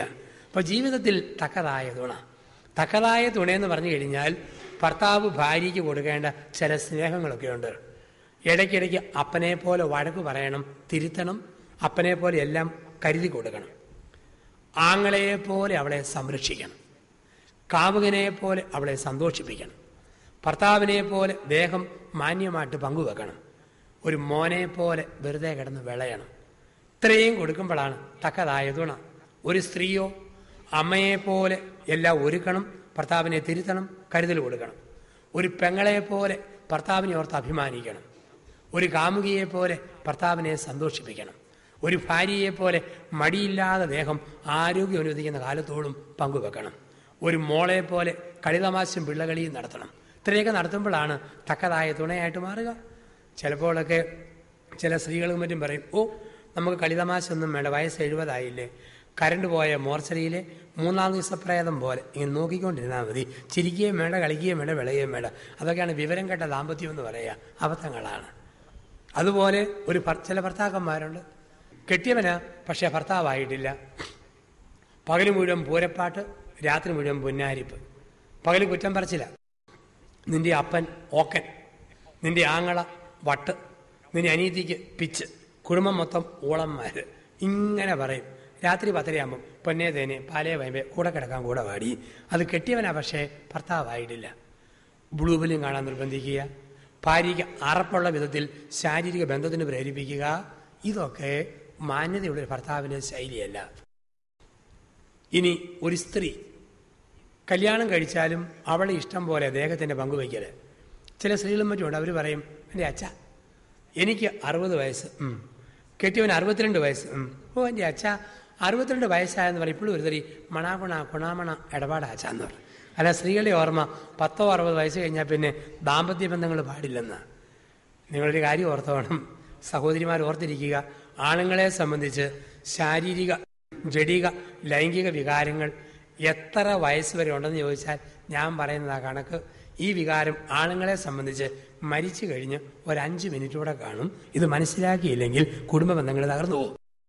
വേറെ ചില പെണ്ണുങ്ങളുണ്ട്, അവർ പറയും, തിങ്കളാഴ്ച സകല പുണ്യാളന്മാരുടെ ദിവസം, ചൊവ്വാഴ്ച അന്തോണിസ് പുണ്യാളൻ്റെ, ബുധനാഴ്ച യോസേ പിതാവിൻ്റെ, വ്യാഴാഴ്ച കാവൽമാലാഖയുടെ, വെള്ളിയാഴ്ച ചള്ളു ദിവസം, ശനിയാഴ്ച കന്യാമറിയത്തിൻ്റെ ദിവസം, ഞായറാഴ്ച അവധി ദിവസം.